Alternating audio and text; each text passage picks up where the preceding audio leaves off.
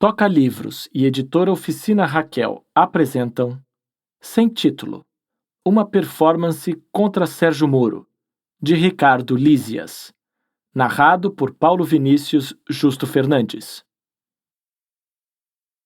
Capítulo 1.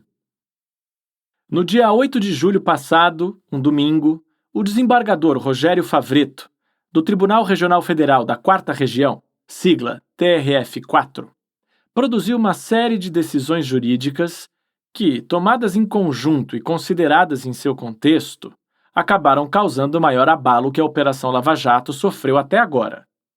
O Poder Judiciário se move lentamente, utiliza uma linguagem pré-moldada, fechada em códigos de atuação e com propósitos limitados. Ainda assim, o ordenamento jurídico normal permite a controvérsia, abre espaço para opiniões divergentes e oferece múltiplos recursos.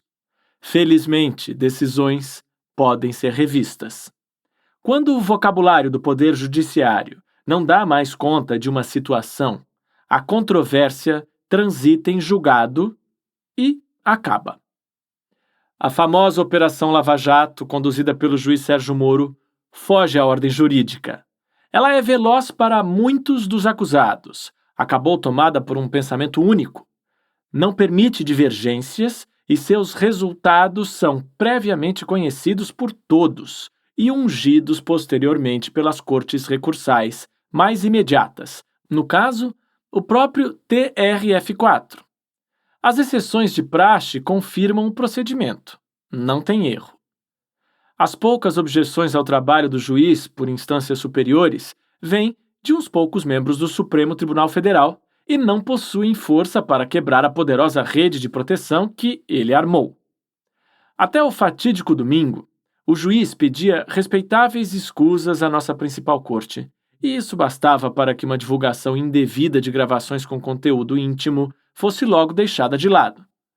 Nas audiências que conduz, elas estão disponíveis no YouTube, o juiz sugere aos advogados que o contestam: entre com um mandado de segurança. Equivale a um cala-boca. Não vai adiantar nada, pois para ele pedir desculpas é suficiente. A sequência de decisões do desembargador Rogério Favretto, com intervalo de poucas horas entre uma e outra, alterou o panorama. Além de causar uma enorme surpresa, suscitou estranhamento, abalou um terreno antes bastante seguro e produziu consequências notáveis, ainda em grande parte desconhecidas. Embora sua poderosa blindagem esteja tentando se refazer, desta vez o juiz teve a couraça bem trincada por parte da própria estrutura que lhe garantia onipotência. O Conselho Nacional de Justiça, sigla CNJ, abriu um procedimento para investigar suas atitudes durante o fatídico domingo e, 2 dias depois, um editorial da Folha de São Paulo o comparava a um jogador de futebol de várzea. No dia seguinte, o mesmo jornal publicou uma matéria, sem destaque na capa, com manchete eloquente: Moro contrariou 4 vezes ordens superiores. Favretto só obteve um resultado tão efetivo porque, em postura bastante atípica para o seu meio, adotou procedimentos da prática artística contemporânea. Mais ainda, consciente ou não, produziu uma obra de arte, ainda sem título, equivalente às melhores feitas atualmente. O desembargador agiu como um brilhante performer. Capítulo 2. Entre as inúmeras características da arte contemporânea, uma das mais importantes é a inclinação por se colocar em espaços inicialmente estranhos à prática artística.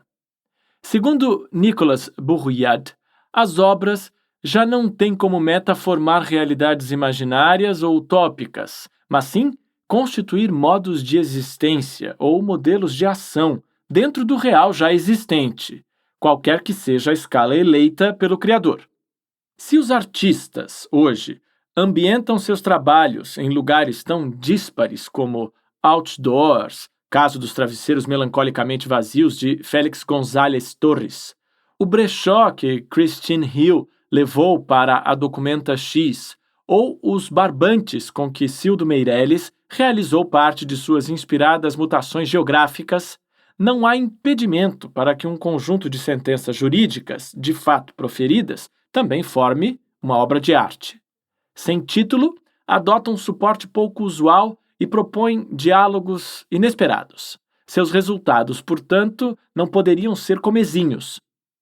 Essa confusão de linguagens e procedimentos, para não falar da natureza do próprio performer, que no caso representava a função de juiz desembargador, reforça ainda mais o aspecto artístico do trabalho de Favretto. É Bourriade, outra vez, que esclarece. A forma da obra contemporânea se estende mais além de sua forma material. É uma amálgama, um princípio aglutinante dinâmico. O Poder Judiciário brasileiro está hoje à deriva. Juristas como Conrado Mendes Hübner e Lênio Streck repetidamente se perguntam como uma instituição, a princípio tão importante para a democracia, pode chegar a tal grau de desordem. A arte contemporânea, por sua vez, volta-se justamente para construções cuja solidez é uma quimera. Estamos assistindo de camarote ao Estado de Direito brasileiro se dissolver no ar. Essa é a nossa matéria. Capítulo 3. A obra de Favretto é uma criação fadada à singularidade. Ela existiu durante um certo período de tempo e desde o início estava condenada a desaparecer. Frederick Jameson, em A Estética da Singularidade, afirma que essa é uma das principais características de parte notável da arte contemporânea.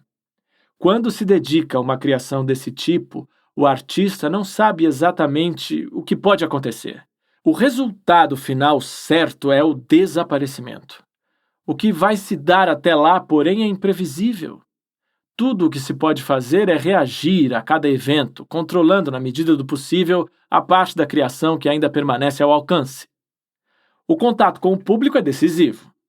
Como Sem Título toma o mecanismo jurídico como matéria-prima original, de novo fica evidente a felicidade da escolha de Favretto. Sem reação, essa arte não existe. Sem alguém ou algo para julgar, o poder judiciário do mesmo jeito não existe. A performance Sem Título começou na manhã de um domingo. No limite, ela desapareceria no dia seguinte, às 11 horas, quando acabaria o plantão de Favretto e o habeas corpus então seria reencaminhado para a estrutura de praxe, que alinharia tudo outra vez ao desejo do juiz. 2 casos bem conhecidos mostram que o artista sabia que sua obra estava fadada a perecer. O presidente do TRF4 declarou que a sentença do juiz condenando Lula no caso do triplex era irrepreensível, ainda antes que o recurso fosse apreciado. Esse mesmo tribunal decidiu que o juiz poderia agir de forma excepcional, já que trataria de uma situação também excepcional. Muitos trechos do voto, vencedor com grande vantagem, que deu poderes praticamente ilimitados ao juiz, espantam. Aqui está um deles.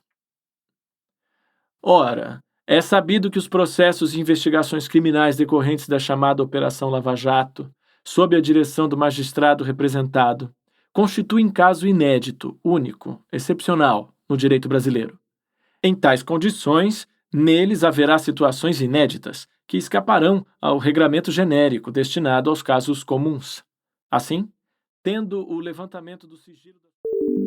Esperamos que você tenha gostado desta prévia. Para continuar ouvindo este audiolivro no Google Play Livros, use o link na descrição do vídeo.